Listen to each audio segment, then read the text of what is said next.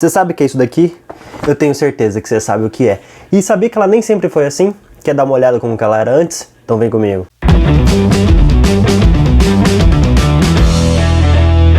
Todo mundo que olha para isso daqui sabe mais ou menos, pelo menos tem um conhecimento básico do que é isso daqui, a tabela periódica dos elementos químicos, talvez até tão conhecida quanto alguns logotipos famosos como Nike ou Apple. Mas você sabia que ela nem sempre foi montada desse jeito? Houve uma grande evolução até chegar nesse momento, e eu vou contar para você o inicinho dessa história. Desde sempre o homem é intrigado como que a matéria é constituída, e claro que não pode faltar o princípio dos elementos químicos. Antigamente, na pré-história, isso era muito confundido com elementos químicos e elementos da natureza. Então eles achavam que quem comandava tudo era fogo, ar, terra, tipo um avatar. Água, terra.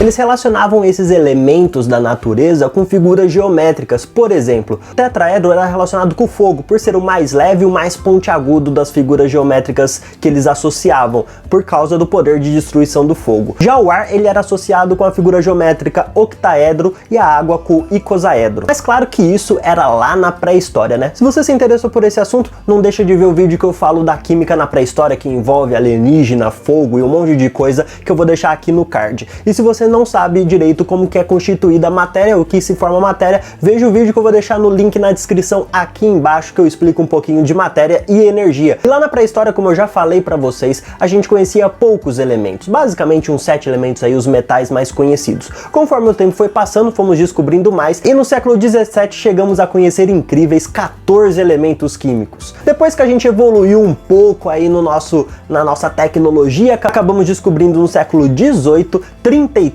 elementos, até que chegamos no século 19 já conhecendo 60 elementos. À medida que o homem foi conhecendo mais e mais elementos, surgiu a necessidade de separá-los em grupos para melhor organizar as coisas aí. Tipo quando você vai numa biblioteca e os livros estão organizados por romance, terror, ou por exemplo quando você vai no mercado que as frutas estão separadas dos legumes, que estão separadas dos produtos de limpeza e das coisas para carro, das plantas e tudo mais, certo? Então vai surgindo necessidade de separá-las para melhor encaixar. E é claro que essa separação ela não é feita aleatoriamente, ela é colocada em critérios parecidos, alguma coisa que identifique algo próximo um do outro. Por exemplo, todos os livros de terror, todos os livros de romance, todas as roupas da sua gaveta da cor azul, todas as roupas da sua gaveta da cor vermelha. E com os elementos químicos não foi diferente, foi procurando propriedades químicas e físicas parecidas ou próximas que pudessem serem divididas e agrupadas corretamente, que os primeiros cientistas tentaram a divisão. Um dos primeiros a fazer isso foi Berzelius. Berzelius tentou separar primeiramente por metais e não metais. Por exemplo, o ferro é um elemento metálico, ficaria junto com o grupinho dos metais. O hidrogênio é um elemento não metálico, ficaria com o grupinho dos não metais. Foi então que em 1817 um cientista chamado Johann Wolfgang Dobenheimer,